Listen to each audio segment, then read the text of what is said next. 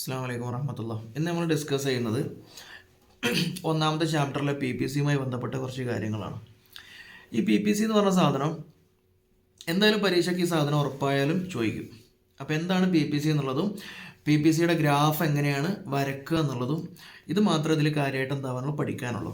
PPC marginal cost, പിന്നെ opportunity cost, പിന്നെ അതുപോലെ തന്നെ PPC വരയ്ക്കാനുള്ള രൂപം, ഈ 4 സാധനം മാത്രം എന്താക്കിയാൽ മതി, ഇതിൽ പഠിച്ചാൽ മതി. പിന്നെ സമയം ഉണ്ടെങ്കിൽ പറ്റുകയാണെങ്കിൽ എന്താക്കുക, അതിൻ്റെ ഫീച്ചേഴ്സും കൂടെ ഒന്ന് പഠിക്കണം, നല്ലതാണ്. ഉറപ്പായിട്ടും ചോദിക്കുന്നല്ല, ചിലപ്പോൾ ചോദിക്കാനുള്ള സാധ്യത ഉണ്ട്. അപ്പോൾ എന്താണ് PPC എന്നുള്ളത് നമുക്ക് ആദ്യം നോക്കാം. അതായത് PPC എന്ന് പറഞ്ഞാൽ അതിൻ്റെ ഫുൾ ഫോം വരുന്നത് പ്രൊഡക്ഷൻ പോസിബിലിറ്റി കർവ് എന്നാണ്. അതല്ലെങ്കിൽ ചിലപ്പോൾ PPF എന്നും കാണും കേട്ടോ. അപ്പം പ്രൊഡക്ഷൻ പോസിബിലിറ്റി ഫ്രണ്ടയർ എന്നാണ് അത് പറയാം. F എന്ന് പറയുമ്പോൾ ഫ്രണ്ടയറാണ്. ഇതൊരു ഗ്രാഫാണ്. പ്രൊഡക്ഷൻ പോസിബിലിറ്റി കർവ് എന്ന് പറഞ്ഞാൽ ഗ്രാഫാണ്. അപ്പോൾ നിങ്ങൾ തുടക്കത്തിൽ മനസ്സിലാക്കേണ്ട ഒരു സംഭവം, നമ്മൾ എക്കണോമിക്സിലെ എല്ലാ സാധനങ്ങളും, പിന്നെ അധിക സാധനങ്ങളും ഗ്രാഫിലെ ചിത്രീകരിക്കുള്ളൂ. ഒരു എക്സ് പിന്നെ ഭാഗം ഉണ്ടാവും, ഒരു വൈ ഭാഗം ഉണ്ടാവും. രണ്ട് സാധനങ്ങൾ, എക്സിൽ ഒരു സാധനം സൂചിപ്പിക്കും, വൈയിൽ വേറെ സാധനം സൂചിപ്പിക്കും. ഓക്കെ, അപ്പോൾ നമുക്ക് സ്വാഭാവികമായിട്ടൊരു ചോദ്യം ഉണ്ടാവും, പിന്നെ ഒരുപാട് സാധനമല്ലേ, പിന്നെ അത് രണ്ട് മാത്രം അല്ല. നമ്മൾ പിന്നെ വിഷയങ്ങൾ മനസ്സിലാക്കാനും കൺസെപ്റ്റുകളൊക്കെ തിരിയാനും കമ്പയർ ചെയ്യാനും ഒക്കെ നമ്മൾ ഈ ഒരു ഗ്രാഫിലാണ് ചിത്രീകരിക്കുക. അപ്പോൾ എപ്പോഴും അധിക സമയത്ത് എക്കണോമിക്സിൽ രണ്ട് സാധനങ്ങൾ ആണെന്താവുക അതിൽ സൂചിപ്പിക്കുക. ഗ്രാഫിൽ നമുക്ക് രണ്ട് സാധനങ്ങളാണ് എന്താവുക, നല്ല രൂപത്തിൽ നമുക്ക് ചിത്രീകരിക്കാൻ പറ്റുള്ളൂ. അതുകൊണ്ട് PPC അങ്ങനെ തന്നെയാണ്. ഒരു എക്സ് വശം ഉണ്ടാവും, ഒരു വൈ വശം ഉണ്ടാവും. ഈ എക്സ് വശത്തിലൂടെയും വൈ വശത്തിലൂടെയും നമ്മളെന്താവും വരക്കുന്നൊരു ഗ്രാഫിനാണ് നമ്മൾ ഈ PPC എന്ന് പറയാം. ഇനി ആ എക്സ് വശത്തിലും വൈ വശത്തിലും എന്താ ഉള്ളത് എന്നുള്ളത് പറഞ്ഞുതരാം. നമ്മളെ രാഷ്ട്രത്തിൻ്റെ എല്ലാ പിന്നെ സമ്പത്തും, ഇനി അതല്ലെങ്കിൽ നിങ്ങളുടെ കയ്യിലുള്ള എല്ലാ സാധനങ്ങളും, നിങ്ങൾക്ക് സംഘടിപ്പിക്കാൻ പറ്റുന്ന തൊഴിലാളികളെയും പിന്നെ വിഭവങ്ങളെയും അതുപോലെ തന്നെ ടെക്നോളജിനെയും എല്ലാത്തിനെയും നിങ്ങൾ പൂർണ്ണമായിട്ട് നല്ല രൂപത്തിൽ നിങ്ങൾ വിനിയോഗിക്കുകയാണെങ്കിൽ നിങ്ങൾക്ക് ഉണ്ടാക്കാൻ പറ്റുന്ന സാധനങ്ങൾ ഒരുപാട് സാധനമുണ്ട്. പക്ഷെ അത് നമ്മൾ ഒരുപാട് സാധനങ്ങൾ വെച്ചിട്ടല്ല നമ്മൾ എന്താക്കുന്നത്. ഇവിടെ തിയറി പറയുന്നത് രണ്ട് സാധനങ്ങൾ വെച്ചിട്ടാണ്. ഫോർ എക്സാമ്പിൾ, നിങ്ങളെല്ലാ കഴിവും എല്ലാ സമ്പത്തും എല്ലാ ടെക്നോളജിയും ഉപയോഗിച്ച് നിങ്ങൾ എന്താവുകയാണ്, നെല്ലും അതുപോലെ തന്നെ ഗോതമ്പും ഉണ്ടാക്കാൻ വേണ്ടി വിചാരിക്കുകയാണ്. എന്നാൽ ഈ നെല്ലിൻ്റെയും ഗോതമ്പിൻ്റെയും അളവിനെ കാണിക്കുന്നതിനാണ് നമ്മൾ എന്തെന്ന് പറയാം, PPC എന്ന് പറയാം. ഓക്കെ, അതിന് ഇംഗ്ലീഷ് ഇങ്ങനെയാണ് വരുന്നത്, എ ഗ്രാഫ്. അതൊരു ഗ്രാഫാണ്. ദാറ്റ് ഷോസ്, ആ ഗ്രാഫ് നമുക്ക് കാണിച്ചു തരും. എന്താണ് കാണിച്ചു തരുന്നതെന്നറിയോ? പോസിബിൾ ക്വാണ്ടിറ്റീസ്, അതായത് സാധ്യതയുള്ള അളവുകൾ. ദാറ്റ് ക്യാൻ ബി പ്രൊഡ്യൂസ്ഡ്, അത് ഉൽപ്പാദിപ്പിക്കപ്പെടും. എങ്ങനെ? Of two goods with economy available resource. അതായത് അവൈലബിൾ റിസോഴ്സ് എന്ന് പറഞ്ഞാൽ നിങ്ങളെ കയ്യിലുള്ള സാധനങ്ങൾ വെച്ച് നിങ്ങൾക്ക് പരമാവധി ഉൽപ്പാദിപ്പിക്കാൻ പറ്റുന്ന രണ്ട് സാധനങ്ങളുടെ സാധ്യമായ ക്വാണ്ടിറ്റിയെ കാണിക്കുന്ന പിന്നെ ലൈനിനാണ്, അതല്ലെങ്കിൽ അതിൻ്റെ ഗ്രാഫിനാണ് നമ്മൾ എന്തെന്ന് പറയാം, പ്രൊഡക്ഷൻ പോസിബിലിറ്റി എന്ന് പറയാം. ഇനി തിയറിയിലൂടെ നിങ്ങൾ തിയറി ഒന്നും വേണ്ട, നിങ്ങൾ എന്താക്കിയാൽ മതി, സാധാരണ രൂപത്തിൽ ചിന്തിച്ചാൽ മതി. നിങ്ങളെടുത്തൊരു പാഠമുണ്ട്, പരമാവധി തൊഴിലാളികളെ വെച്ച് പിന്നെ പരമാവധി ടെക്നോളജികൾ ഉപയോഗിച്ച് ആ പാടത്ത് എന്താവുക, നിങ്ങൾ നെല്ലും അതുപോലെ തന്നെ ഗോതമ്പുമാണ് ഉണ്ടാക്കണമെന്ന് വിചാരിക്കുക. 10 കിലോ ഗോതമ്പും 10 കിലോ നെല്ലും നിങ്ങൾ ഉണ്ടാക്കുന്നത്. അപ്പോൾ 10 എന്നുള്ളത് എന്താണ്, ഒരു പോയിൻ്റാണ്, ലോക്കസ് ഓഫ് പോയിന്റ് എന്നൊക്കെ വേണമെങ്കിൽ നമുക്ക് പറയാം. ഇനി നിങ്ങൾ എന്താക്കുകയാണ്, നെല്ല് എന്നുള്ളത് 12 ആക്കാൻ ഉദ്ദേശിക്കുകയാണ്. നെല്ല് സ്വാഭാവികമായിട്ട് 12 ആക്കുമ്പോൾ ഗോതമ്പിൻ്റെ അളവ് എന്താക്കേണ്ടി വരും, കുറക്കേണ്ടി വരും. അപ്പോൾ 12:8 എന്നായിക്കോട്ടെ. അപ്പോൾ ഇതെന്താണ്, വേറെ പോയിൻ്റാണ് 12:8 എന്നുള്ളത്. അടുത്തത് നിങ്ങൾ എന്താക്കുകയാണ്, വീണ്ടും നെല്ലിൻ്റെ അളവ് കൂട്ടുക. നെല്ല് 15 ആക്കി.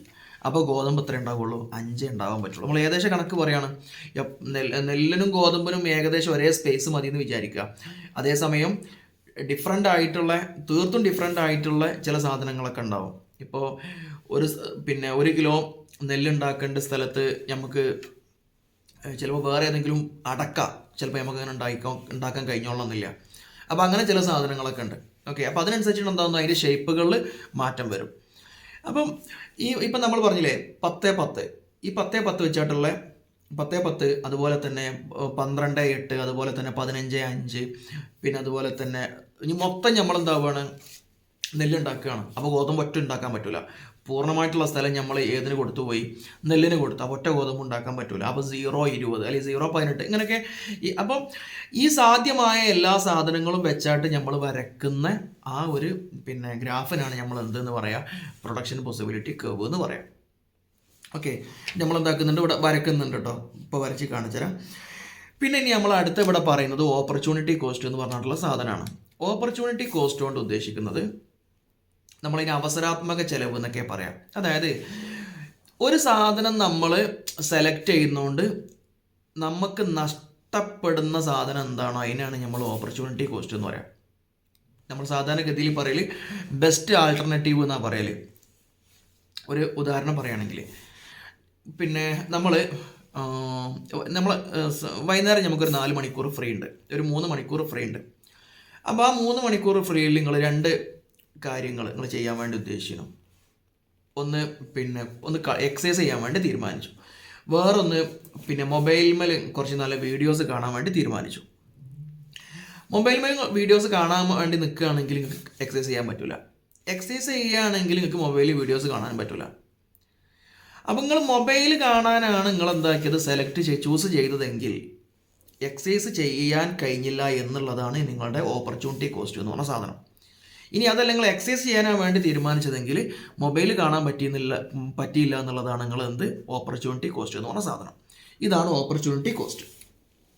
അതായത് ഒരു സാധനം നമ്മൾ തിരഞ്ഞെടുക്കുന്നത് കൊണ്ട് നമുക്ക് നഷ്ടപ്പെടുന്ന, നമ്മൾ സാക്രിഫൈസ് ചെയ്യുന്ന, ത്യജിക്കുന്ന സാധനം, ഇതിനെയാണ് നമ്മൾ ഓപ്പർച്യൂണിറ്റി കോസ്റ്റ് എന്ന് പറയാം. ഇത് നമുക്ക് ജീവിതത്തിൽ എല്ലായിടത്തും ഉണ്ടാകുന്ന സംഭവം തന്നെയാണ്. അപ്പോൾ നമ്മൾ കൊമേഴ്സ് എടുക്കാൻ വേണ്ടി സയൻസ് കൊമേഴ്സ് രണ്ടും കൂടെ നമുക്ക് കഴിയില്ല. അപ്പോൾ നമ്മൾ സയൻസ് എടുക്കുകയാണെങ്കിൽ കൊമേഴ്സ് നഷ്ടപ്പെടും, ഇല്ലെങ്കിൽ കൊമേഴ്സ് എടുക്കുകയാണെങ്കിൽ നമുക്ക് എന്താവും, സയൻസ് നഷ്ടപ്പെടും. അപ്പം നമ്മളെ ഓരോ നിമിഷവും നമുക്ക് എന്തുണ്ടെന്നോ ഒരു ഓപ്പർച്യൂണിറ്റി കോസ്റ്റ് എന്താവുന്നുണ്ട് നമുക്ക് ഉണ്ടാവുന്നുണ്ട് എന്നർത്ഥം.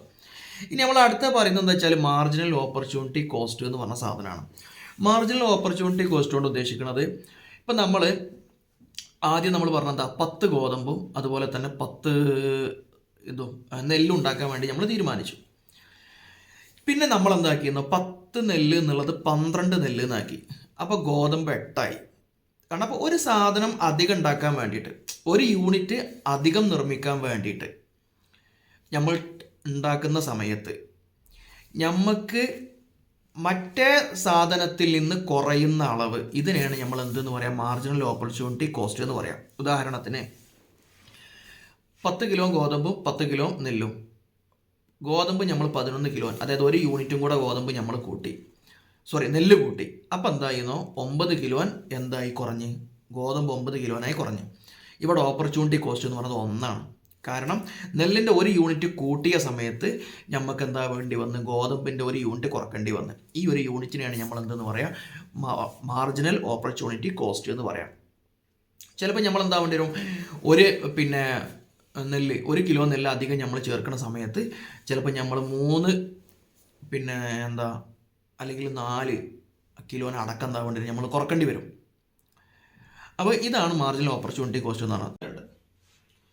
ഇപ്പോൾ PPC വരയ്ക്കുന്ന സമയത്ത് നമുക്കറിയാം, നമ്മളെ കയ്യിലുള്ള റിസോഴ്സ് വെച്ചായിട്ട് നമ്മൾ പരമാവധി നമുക്ക് ഉണ്ടാക്കാൻ പറ്റുന്ന 2 സാധനങ്ങളുടെ അളവാണ് ഇവിടെ പറഞ്ഞിട്ടുള്ളത്. ഇപ്പോൾ ഉദാഹരണത്തിന് ഞാനിവിടെ സമയം, എൻ്റെ പൂർണ്ണമായിട്ടുള്ള സമയം ഞാൻ തൊപ്പി ഉണ്ടാക്കാൻ വേണ്ടി ഞാൻ ചിലവഴിക്കുകയാണെങ്കിൽ എനിക്ക് 30 തൊപ്പി ഉണ്ടാക്കാൻ പറ്റും. അതേസമയം ഒറ്റ വീഡിയോസ് ഉണ്ടാക്കാൻ വേണ്ടി പറ്റില്ല. ഞാൻ എന്താക്കി, ഒരു വീഡിയോ ഉണ്ടാക്കാൻ വേണ്ടി ഉദ്ദേശിച്ചു. അങ്ങനെയാണെങ്കിൽ എനിക്ക് എത്ര തൊപ്പി ഉണ്ടാക്കാൻ പറ്റുള്ളൂ, 29 തൊപ്പി ഉണ്ടാക്കാൻ പറ്റുള്ളൂ. ഇനി ഞാൻ 2 വീഡിയോ ഉണ്ടാക്കാൻ ഉദ്ദേശിച്ചാൽ എനിക്ക് 25 തൊപ്പി ഉണ്ടാക്കാൻ വേണ്ടി പറ്റുള്ളൂ. 3 വീഡിയോ ഉണ്ടാക്കാൻ ഉദ്ദേശിച്ചെങ്കിൽ എനിക്ക് 15 തൊപ്പി ഉണ്ടാക്കാൻ പറ്റുള്ളൂ. ഇനി അതല്ല 4 വീഡിയോ ഞാൻ ഉണ്ടാക്കാൻ ഉദ്ദേശിച്ചു കഴിഞ്ഞാൽ എനിക്ക് തൊപ്പി ഉണ്ടാക്കാനേ പറ്റൂല. ഓക്കെ, അപ്പോൾ മനസ്സിലാക്കുക, 2 സാധനങ്ങളാണ്. റിസോഴ്സ് എന്ന് പറഞ്ഞ തൽക്കാലം നമ്മൾ സമയമാണ് ഇവിടെ എടുത്തിട്ടുള്ളത്. ആ സമയം നമ്മൾ പരമാവധി നമ്മളെ ടെക്നോളജി എല്ലാം ഉപയോഗിച്ച് പരമാവധി നമ്മൾ സാധനം ഉണ്ടാക്കുകയാണെങ്കിൽ ഇത്ര 4 പോയിന്റുകളാണ്. ഓക്കെ, ഒറ്റ വീഡിയോ ഉണ്ടാക്കുന്നതിലേക്ക് 30 തൊപ്പി നമ്മൾ നേരത്തെ പറഞ്ഞ രൂപത്തിൽ. അപ്പം നിങ്ങൾ ഇങ്ങനെ ഒന്നും ആലോചിക്കണ്ട, ഇവിടെ 1 കുറഞ്ഞിട്ടുള്ളൂ, ഇവിടെ 1 കൂടിയപ്പോത്തിന് 5 കുറഞ്ഞ്, പിന്നെ ഇവിടെ 1 കൂടിയപ്പോത്തിന് 10 കുറഞ്ഞ്. അങ്ങനൊന്നും ചിന്തിക്കേണ്ട ആവശ്യമില്ല. നിങ്ങൾക്ക് തരുന്ന ഡാറ്റ വെച്ചിട്ട് എന്താക്കിയാൽ മതി, നിങ്ങൾ അങ്ങോട്ട് ചെയ്താൽ മതി. ചിലപ്പോൾ ഒരു വീഡിയോ ഉണ്ടാക്കാനും 2 വീഡിയോ ഉണ്ടാക്കാനും ഒരേ സമയമായിരിക്കില്ല നമുക്ക് ആവശ്യം ഉണ്ടാവുക. ഓക്കെ, അപ്പോൾ ഇനി നമ്മൾ ഇത് വെച്ചായിട്ട് എന്താവുകയാണ്, നമ്മൾ ഇവിടെ ഒരു PPC ഗ്രാഫ് വരക്കുകയാണ്. നോക്കുക, PPC ഗ്രാഫിൽ ഇത് നമുക്കൊരു y ആക്കി എടുക്കാം. ഇത് എക്സും, ഇത് y ആണ്, ഇത് x ആണ്. അപ്പൊ ഇനി ഇവിടെ y-യിൽ എന്താണ് കൊടുക്കേണ്ടത്, x-ൽ എന്താണ് കൊടുക്കേണ്ടത് എന്നുള്ളത് മനസ്സിലാക്കുക. കുറഞ്ഞു വരുന്ന സാധനം ഏതാണോ അതാണ് നമ്മൾ y-യിൽ കൊടുക്കേണ്ടത്. ഇവിടെ കുറഞ്ഞു വരുന്നത് ഏതാ, ഇതല്ലേ. അപ്പൊ ഹാറ്റ് ആണ് നമ്മൾ എന്താക്കേണ്ടത്, y-യിൽ കൊടുക്കുന്നത് കേട്ടോ. ഹാറ്റ് നമ്മൾ y-യിൽ കൊടുക്കുകയാണ്. അതേസമയം കൂടി വരുന്ന സാധനം നമ്മൾ x-ലും കൊടുക്കുകയാണ്. ഓക്കെ, അപ്പൊ ഇതാണ് ഇത് വീഡിയോ, ഇത് ഹാറ്റ് ആണ്, ഇത് വീഡിയോ ആണ്. ഇനി നമ്മൾ ആദ്യം ഹാറ്റിന്റെ ഇതൊന്ന് വരച്ച് പൂർത്തിയാക്കുകയാണ്. ഇവിടെ 0 മുതൽ 30 വരെയാണ്. അപ്പൊ ഞാനിവിടെ ഒരു 0, 10, 20, 30 മനസ്സിലാവാൻ വേണ്ടല്ലേ. 0 ഒരു 10 കൊടുത്ത്, ഒരു 20 കൊടുത്ത്, ഒരു 30 കൊടുത്ത്, ഒരു 30 ഇവിടെ കൊടുത്ത്. ഇനി ഇങ്ങോട്ട് എത്രയുള്ളത്, 0 മുതൽ 4 വരെ. 0 ഇവിടെ ഉണ്ട്, 1, 2, 3, 4, 4, 3, 2, 1. ഇനി ഞാൻ വരക്കുകയാണ്, നോക്കിക്കോ. ആദ്യം വീഡിയോസ് 0, രണ്ടും 0 തന്നെയാണ്. ഒറിജിൻ ഇതാണ് കേട്ടോ. ഫസ്റ്റ് വീഡിയോ, ഇതല്ലേ വീഡിയോൻ്റെത്. നമ്മള് വീഡിയോ 0 ആയ സമയത്ത് എത്ര തൊപ്പി ഉണ്ടാക്കാൻ പറ്റിയിട്ടുണ്ട്, ഇത് വീഡിയോൻ്റെതാണ്, ഇത് തൊപ്പിൻ്റെതാണ്. 30 തൊപ്പി നമുക്ക് ഉണ്ടാക്കാൻ പറ്റിയിട്ടുണ്ട്. ആ സമയത്ത് വീഡിയോ എത്രയാണ്, 0 ആണ്. ഇനി നോക്ക്, നമ്മൾ വീഡിയോ 1 ആയി എന്ന് പറയുമ്പോൾ ഇവിടെ എത്തി. ആ സമയത്ത് എനിക്ക് എത്ര തൊപ്പി ഉണ്ടാക്കാൻ പറ്റുമെന്ന് നോക്കുക. ഇത് ഇങ്ങനെ നേരെ എന്താക്കിയാൽ മതി, മേലെ കൊണ്ടുവന്നിട്ട് എവിടെയാണ് 29 വരുന്നത് അവിടെ ഇങ്ങനെ ടിക്കറ്റാൽ മതി. ഓക്കെ, ഇനി അടുത്ത നോക്കുക. 2 വീഡിയോ എന്ന് പറയുമ്പോൾ ഈ ലൈനിലാണ് വരിക. 2 വീഡിയോ ചെയ്യുന്ന സമയത്ത് എനിക്ക് 25 തൊപ്പി ഉണ്ടാക്കാൻ വേണ്ടി പറ്റുന്നുള്ളൂ. അപ്പൊ ഞാനതാ ഒരു 25 ഇവിടെ അങ്ങനെ കൊടുത്ത്. ഇനി അടുത്ത് എനിക്ക് 3 വീഡിയോ ഉണ്ടാക്കുന്ന സമയത്ത് എനിക്ക് 15 ഉണ്ടാക്കാൻ പറ്റുന്നുള്ളൂ. അപ്പൊ ഞാനതൊരു ഇവിടെ അങ്ങനെ കൊടുത്തു. ഇനി 4 വീഡിയോ ഉണ്ടാക്കുന്ന സമയത്ത് എനിക്ക് തൊപ്പി 0 പറ്റുന്നുള്ളൂ. അപ്പൊ തൊപ്പി 0 ആണ്, അതേസമയം വീഡിയോ 4 ആണ്. ഇനി ഇത് ഇങ്ങനെ ഇങ്ങോട്ട് കൂട്ടി വരച്ചാൽ നമുക്ക് കിട്ടുന്ന സാധനം ഉണ്ടല്ലോ, ഇതാണ് PPCന്റെ ഗ്രാഫ് എന്ന് പറഞ്ഞ സാധനം. ഇത്രയേ ഉള്ളൂ, വളരെ സിമ്പിൾ ആണ് സാധനം കേട്ടോ. ഇനി ഇവിടെ നിങ്ങൾ മനസ്സിലാക്കേണ്ട സംഭവം, ഇതില് പിന്നെ ഒരു 3 പോയിന്റ് പലപ്പോഴും നമ്മൾ അടയാളപ്പെടുത്താൻ വേണ്ടി പറയും. അതിലൊരു പോയിന്റ് ഇതാ, ഈ ഗ്രാഫിന്റെ മേലെ അതിന്മേൽ വരുന്ന ഡോട്ടുകൾ, ഈ ഡോട്ടാവട്ടെ, ഇതാവട്ടെ, ഈ ഡോട്ടുകളൊക്കെ എന്താന്ന് വെച്ചാൽ നമ്മുടെ കയ്യിലുള്ള റിസോഴ്സിനെ പരമാവധി യൂട്ടിലൈസ് ചെയ്തിട്ടുണ്ട്.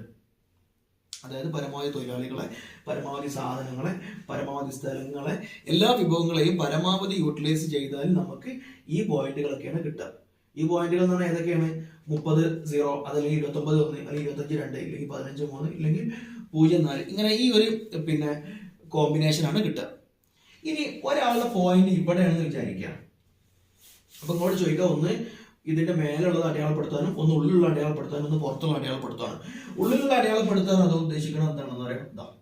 ഫോർ എക്സാമ്പിൾ ഒരു 10 തൊപ്പിയും 2 വീഡിയോ ആണ്. അപ്പൊ നിങ്ങൾക്ക് കഴിയുമ്പോൾ ഒരു കാര്യം മനസ്സിലാക്കുക, ഇവിടെ ഉള്ള പരമാവധി സാധനം എന്തായില്ല, ഉപയോഗപ്പെടുത്തിയിട്ടില്ല. പരമാവധി സാധനം ഉപയോഗപ്പെടുത്തുകയാണെങ്കിൽ ഇതാ ഈ ഒരു റേഞ്ചാണ് വരിക. അപ്പൊ ഇതിന്റെ ഉള്ളിലുള്ളതൊക്കെ എന്താണ്, പൂർണ്ണമായിട്ട് ഇൻസഫിഷ്യന്റ് ആണെന്ന് മനസ്സിലാക്കുക. ഓക്കെ, ഇനി അപ്പം ഇത് ഇൻസഫിഷ്യന്റ് ആണ് കേട്ടോ.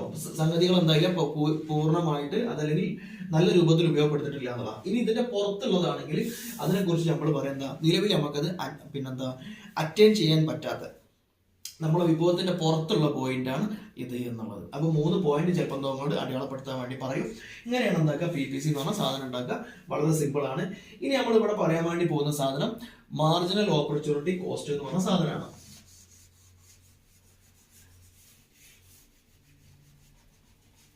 ഈ മാർജിനൽ ഓപ്പർച്യൂണിറ്റി കോസ്റ്റ് എന്ന് പറഞ്ഞാൽ നമ്മൾ നേരത്തെ പറഞ്ഞിട്ടുണ്ട്. അതായത് ഇപ്പൊ നമ്മൾ ഇവിടുത്തെ കേസിൽ, നേരത്തെ നമ്മൾ അരി ഗോതമ്പ് വെച്ചിട്ടാണ് പറഞ്ഞത്, ഇവിടുത്തെ കേസിൽ നമ്മൾ പറയാണ്, ഇവിടെ കണ്ടോ, പിന്നെ ഒരു വീഡിയോ നമ്മൾ ഉണ്ടാക്കണമെങ്കിൽ നമുക്ക് ആദ്യം എന്താവണമെന്നോ, ഒരു തൊപ്പി ഇവിടെ ഉപേക്ഷിച്ചേ പറ്റൂ. ഇനി ഒരു തൊപ്പിയും കൂടെ അധികം ഉണ്ടാക്കണമെങ്കിൽ ഇവിടെ ഒരു വീഡിയോ കൂടെ അധികം ഉണ്ടാക്കണമെങ്കിൽ 4 തൊപ്പി ഒഴിവാക്കൽ നിർബന്ധമാണ്. ഒരു തൊപ്പിയും കൂടെ അധികം ഉണ്ടാക്കണമെങ്കിലോ 10 തൊപ്പി വീണ്ടും നമ്മൾ എന്താക്കണം, ഒഴിവാക്കണം. ഒരു തൊപ്പിയും കൂടെ അധികം ഉണ്ടാക്കണമെങ്കിലോ ഒരു വീഡിയോ കൂടെ അധികം ഉണ്ടാക്കണമെങ്കിൽ എന്താക്കണം, 15 തൊപ്പി നമ്മൾ എന്താക്കണം, വീണ്ടും ഒഴിവാക്കണം. അപ്പൊ നിങ്ങൾ എത്ര മനസ്സിലാക്കിയാൽ മതി. 2 സാധനങ്ങൾ ഉണ്ടാക്കുകയാണ്. ഒരു സാധനത്തിന്റെ 1 യൂണിറ്റ് കൂടുന്ന സമയത്ത് മറ്റേ സാധനത്തിന്റെ എത്ര യൂണിറ്റ് ആണോ കുറയുന്നത് അതിനെയാണ് നമ്മൾ ഓപ്പർച്യൂണിറ്റി കോസ്റ്റ് എന്ന് പറയാം. ഇവിടെ നമ്മൾ നോക്കുക, ഒന്നാമത്തെ 0 ആണ്, അവിടെ നമ്മളൊന്നും നോക്കണ്ട. രണ്ടാമത്തെ മുതൽ നോക്കുക, ഇവിടെ പിന്നെ 0-ൽ നിന്ന് 1-ലേക്ക് എത്തി. അപ്പൊ എത്ര മാറ്റം വന്നത്? 1. അപ്പൊ 1 യൂണിറ്റ് കൂടുമ്പോൾ ഇവിടെ എത്ര യൂണിറ്റ് കുറഞ്ഞത്? 1 യൂണിറ്റ് ഇവിടെ കുറഞ്ഞു. ഇനി അടുത്ത നോക്കുക, 1-ൽ നിന്ന് 2-ലേക്ക് എത്തുമ്പോൾ 1 യൂണിറ്റ് അല്ലേ കൂടിയത്. അപ്പൊ ഇവിടെ എത്ര കുറഞ്ഞത് നോക്ക്, 29-ൽ നിന്ന് 25-ക്ക് എത്തി, 4 കുറഞ്ഞു. ഇനി അടുത്ത നോക്കുക, 2-ൽ നിന്ന് 3-ലേക്ക് 1 യൂണിറ്റ് അല്ലേ കൂടിയത്. അപ്പൊ ഇവിടെ എത്ര കുറഞ്ഞത് നോക്ക്, 25-ന്ന് 15 എന്ന് പറയുമ്പോൾ 10 എന്തായി? കുറഞ്ഞു. ഇനി നമ്മൾ 3-ന്ന് എന്താക്കി 4-ക്ക് എത്തി. അപ്പൊ ഇവിടെ എത്ര കുറഞ്ഞത്? 15-ന്ന് 0-ക്ക് എത്തി, ഇവിടെ 15 എന്തായി? കുറഞ്ഞു. അപ്പൊ ഇതാണ് MOC എന്ന് പറഞ്ഞ സാധനം. ഇനി ഇത് വേണമെങ്കിൽ കണക്കൊക്കെ വെച്ചാട്ട് എന്തൊക്കെ വേണമെങ്കിൽ ചെയ്യാം. അതിനുള്ള ഇക്വേഷൻ എന്ന് പറയുന്നത് ഇങ്ങനെയാണ്: MOC സമം ഡെൽറ്റ വൈ ഡെൽറ്റ എക്സ്. ഇങ്ങനെയാണ് നമ്മൾ പറയാം. ഈ വൈയോട് ഉദ്ദേശിക്കുന്നത് എന്താന്ന് വെച്ചാൽ കുറയുന്ന സാധനം എന്നാണ്. ഇതാണ് ഇവിടെ തൊപ്പിയാണ് എന്താണ് ഇവിടെ വൈ എന്ന് പറഞ്ഞ സാധനം. എക്സ് എന്ന് പറഞ്ഞ സാധനം ഏതാണ്? വീഡിയോസ് ആണ്, അതായത് കൂടുന്ന സാധനം. കൂടുന്ന സാധനത്തിന് നമ്മൾ എക്സും പിന്നെ കുറയുന്ന സാധനം നമ്മൾ വൈയിലാണ് അടയാളപ്പെടുത്തിയത്. ഇവിടെ അടയാളപ്പെടുത്തിയില്ലേ, എക്സ് ഇവിടെ വൈ ഇവിടെ, അതാണ്. ഇനി ഈ ഡെൽറ്റ എന്ന് പറഞ്ഞ സാധനം കൊണ്ട് ഉദ്ദേശിക്കുന്നത് ചേഞ്ച് ആണ്. ഡെൽറ്റ എന്ന് പറഞ്ഞാൽ ഉദ്ദേശിക്കുന്നത് എന്താണ്? ചേഞ്ച് ആണ്. അപ്പൊ ഇവിടെ നോക്കട്ടോ, ഇപ്പൊ നമ്മളിതാ ഇവിടെ നോക്കുക, പിന്നെ ഡെൽറ്റ വൈ 30-ന്ന് 29-ലേക്കല്ലേ എത്തിയത്. ഡെൽറ്റ എത്രയാണ് ഇവിടെ മാറിയത്? 1 ആട്ടോ മാറിയത്. 30-ന്ന് 29-ലേക്ക് എത്തുമ്പോൾ 1 എത്രയാണ്? ഡെൽറ്റ എക്സ് 0-ൽ നിന്ന് 1-ലേക്ക് എത്തുമ്പോൾ 1 അല്ലേ കൂടിയത്. 1/1 സമം 1. ഇനി അടുത്ത നോക്കുക, ഇപ്പൊ ഇത് ക്ലിയർ ആയിട്ടോ. ഇനി രണ്ടാമത്തെ സാധനം നോക്കുക, 29-ന്ന് 25-ലേക്ക് എത്തി. അപ്പൊ ഡെൽറ്റ വൈ എത്രയാണ്? മാറ്റം വന്ന കേട്ടോ, ഡെൽറ്റ വൈ എന്നാണ് ഉദ്ദേശിക്കുന്നത്. മാറ്റം എത്രയാണ് വന്നത്? 4 ആണ്. 4 ഇവിടെ എത്ര കൂടിയത്? 1. 4/1 എത്രയാണ്? 4. സോറി, 4/1 എത്രയാണ്? 4 ആണ്. ഇനി അടുത്ത നോക്കുക, 10 അല്ലേ മാറ്റം വന്നത്. 10/1 എത്രയാണ്? 10. അടുത്ത 15/1 ആയിരിക്കും ഉണ്ടാകുക, 15. അപ്പൊ അങ്ങനെ വേണമെങ്കിൽ എന്താക്കുക, ഇക്വേഷൻ ഒക്കെ വെച്ചാൽ എന്താക്കുക, കണ്ടെത്താ. അതിന്റെ ഒന്നും ആവശ്യമില്ല, നമുക്കിത് നോക്കിയാൽ തന്നെ എന്താ മനസ്സിലാവും എത്രയാണ്. ഈ ഭാഗം നമ്മൾ മൈൻഡ് ആക്കിയിട്ടില്ലെങ്കിലും കുഴപ്പമില്ല. കാരണം എന്താ